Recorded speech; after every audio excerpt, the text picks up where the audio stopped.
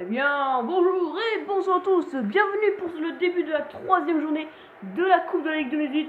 On recommence par le groupe A, premier match entre le FC Metz et le Dijon FCO. Le premier reçoit le troisième du groupe, vu que Metz a gagné ses deux premiers matchs, 4 buts 1 à Saint-Symphorien, comme on est là à Saint-Symphorien. 4 buts 1 face à la Auxerre, et qui ont gagné également 2-0 sur le terrain de Lens. Côté Dijonais, seulement 3 points avec une victoire contre la Auxerre 2-0. Et une défaite 4 buts à 0 à domicile face au Racing Club de Lens. Alors que les compositions viennent d'être données avec les compositions tactiques et techniques des deux formations. Une équipe assez remplaçante du côté du FC Metz.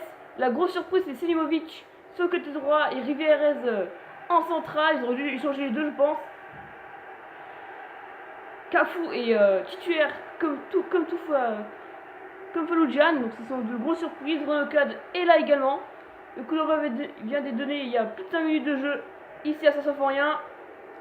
Il y avait 100% qui sont à la coupe 12 dans ce groupe. Ils n'ont pas de stress comme Auxerre qui a toujours 0 points. Et Lens qui a 3 points mais une meilleure défense de but que le DFCO. Et du coup ils sont deuxième les 100 et or. Alors que les Messins ne trouvent pas de solution. Avec Open Gate sur le côté gauche. Le centre d'Ungate. Oh, Roux il était pas loin de la reprendre. Hein. C'est vrai qu'on est déjà à la troisième journée. Donc je vous dirai à chaque fois le récapitulatif des deux formations. S'il y a des blessés ou des suspendus. De toute manière, vous verrez sur les compositions d'équipe. Pour l'instant, pas d'absent entre ces deux formations. Ce soir à 21h, il y aura la rencontre entre la Auxerre et le Racing Club de Lens. À suivre sur Canal Plus à 21h. Bon, c'est une belle occasion là pour les Dijonnais de Samaritano qui finira dans les gants de Thomas Didion. Allez, Bicevac. Fallujah. Le ballon pour Renaud Coad. Palmieri qui aurait dû. C'est Bazin qui aurait dû débuter ce match. Mais finalement, c'est Palmieri, l'ancien Lillois, qui n'est plus très apprécié par Frédéric Hans en ce moment. Et donc le prochain match pour un gros. Donc je pense que quand ils affronteront Lens ou Auxerre, ce sera un Udol sur le côté gauche. Je rappelle que pour la 4ème journée, ils affronteront donc le Dijon FCO chez eux à Gaston Gérard. Alors qu'il y a une belle occasion pour les Messins avec Open Gate. Oh, la belle tenade de Cafu pour Nolan Roux. Ah, il vient de se faire prendre la balle, il n'y aura pas de faute. Cafu, ce sera trop loin. Non, peut-être pas, c'est pas fini. Oh là, il s'est passé beaucoup de choses. Et sur les deux fautes, il n'y aura pas un seul sifflet de l'arbitre.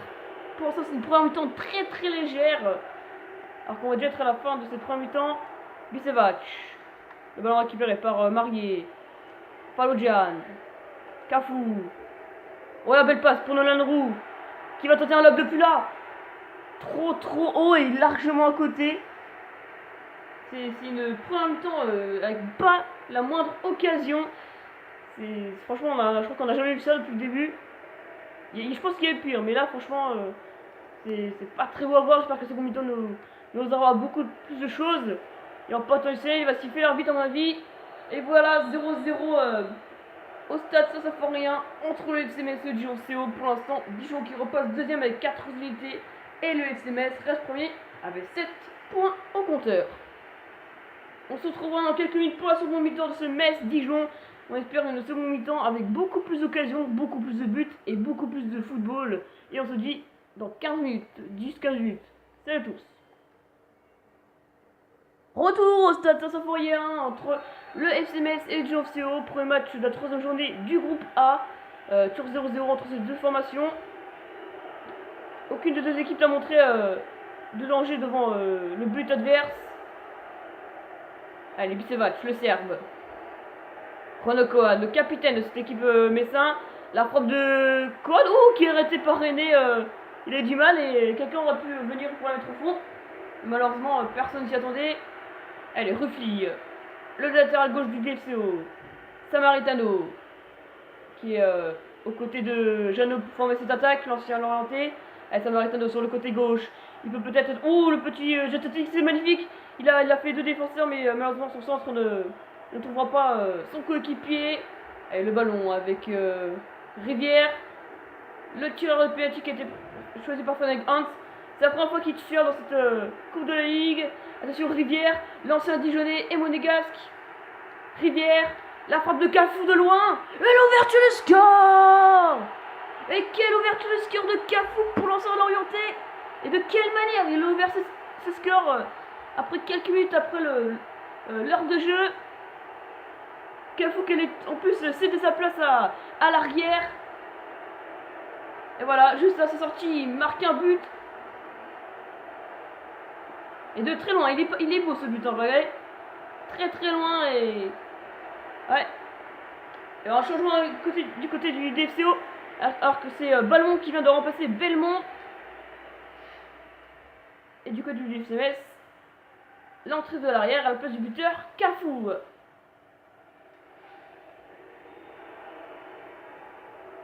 Il a applaudi un peu pour ce but qui nous a offert Cafu depuis le début du match de cette rencontre. Il était beaucoup devant le but, celui qui a le plus de tirs, on va dire. Il n'y a pas eu beaucoup de tirs, mais celui qui tentait le plus. C'est normal qu'il soit récompensé, mais malheureusement il va laisser sa place à l'arrière pour les 25 minutes qui restent à jouer dans ce match entre Metz et Dijon. 1-0 à 25 minutes de la fin. Allez, il faut repartir de l'avant les Dijonnais avec Yamber et Ruffy. Pour l'instant, pour le FCMS, ça serait 3 matchs, 3 victoires. On peut pas rêver mieux. Avec 9 points, on est pratiquement qualifié déjà. Allez, Renaud Coad. La frappe de Coad, ça sera contré. Ou Lonan Roux, l'ancien Stéphanois qui récupère ce ballon. Au final, ça sera récupéré par Rosier qui va la remettre pour René. Yambéré. Allez, défenseur central. Ou belle passe pour Jeannot qui l'a bien dans ses pieds. Il reste un quart d'heure de jouer. Avec Rosier. Le ballon qui finira en touche. Concédé par Renaud Coad. Alors qu'il va avoir le deuxième changement du côté du DFCO. C'est Ruffy qui va laisser sa place à Varro. Oui.